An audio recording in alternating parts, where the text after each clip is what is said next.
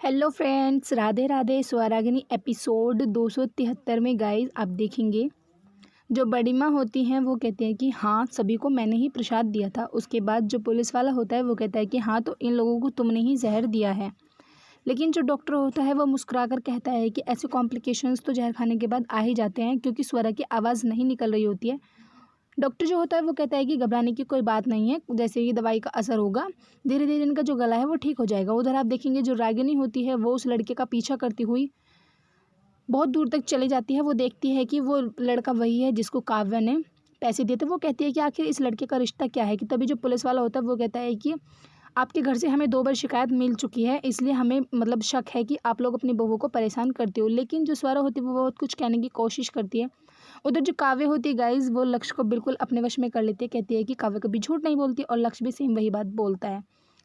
Guys उधर आप देखेंगे जो वो लड़का होता है जिसका रागिनी पीछा करती है वो उसकी स्टूडियो में पहुंच जाती है। कहती है कि भैया मुझे पासपोर्ट साइज़ फ़ोटो कराने हैं। वो कहता है कि जो हमारी ये शॉप है, मतलब जो स्टूडियो है वो तो 9 बजे खुलता है, मुझे थोड़ा सा कुछ काम था इसलिए मैंने अभी खोला है। वो उसे बहुत ज़्यादा रिक्वेस्ट करती है। वो कहता है कि ठीक है 200 रुपीज़ लगेंगे, मैं आपके पासपोर्ट के फ़ोटो जो है वो बना दूंगा। उधर आप देखेंगे जो सुजाता जी होती हैं और बड़ी माँ होती है वो बहुत ज़्यादा परेशान होती हैं। उधर संस्कार को लक्ष्य टकरा जाता है। लक्ष्य कहता है कि भाई रास्ता छोड़ो मेरा। संस्कार कहता है कि आखिर तुझे हो क्या गया है, तुझे देखा कि काव्या ने कैसे इल्ज़ाम लगाया जहर का खिलाने का बड़ी माँ पर, लेकिन तूने एक शब्द भी नहीं बोला। उधर जो स्वरा होती है वो रेस्ट कर रहे होते हैं कि तभी उसके पास काव्य आती है।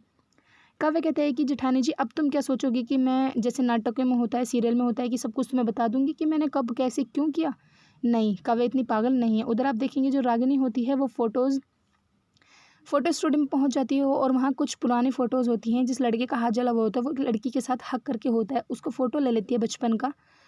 उधर जो सुजाता जी होती हैं वो काढ़ा बना के लेके आती हैं स्वरा के लिए। कहती हैं कि तू इसको पी लेना और तेरा गला बिल्कुल ठीक हो जाएगा। तुझे बड़ा अजीब से लग रहा होगा ना। तभी जो संस्कार के बाबूजी होते हैं वो कहते हैं कि सुजाता तुझे बोलने की ज़्यादा जल्दी रहती है, हमारी स्वरा को इतनी जल्दी नहीं रहती।